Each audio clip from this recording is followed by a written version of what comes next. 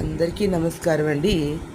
సామాజిక మార్పు కోసం నేను యూట్యూబ్ ఛానల్కి స్వాగతం అండి. అందరూ కూడా ఆరోగ్యం కోసం అని చెప్పి ఇలాంటి పళ్ళుని, కూరగాయలని, తృణధాన్యాలని వీటిని ఎక్కువగా స్వీకరించండి. అదేవిధంగా ఆహారాన్ని వృధా చేయకండి.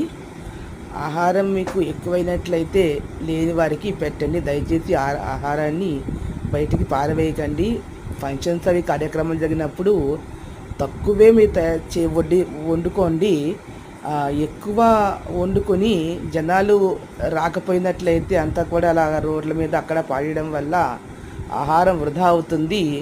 మీరు చేసినటువంటి వృధా చేసిన ఆహారం ఇంకో నలుగురికి ఆకలిని తీరుస్తుంది. కాబట్టి అందరూ కూడా ఫుడ్ అంతా కూడా ఇలా విడివిడిగా డబ్బాల్లో వేసి పర్యావరణానికి మేలు చేయండి. 10 మందికి ఆహారం అందివ్వండి.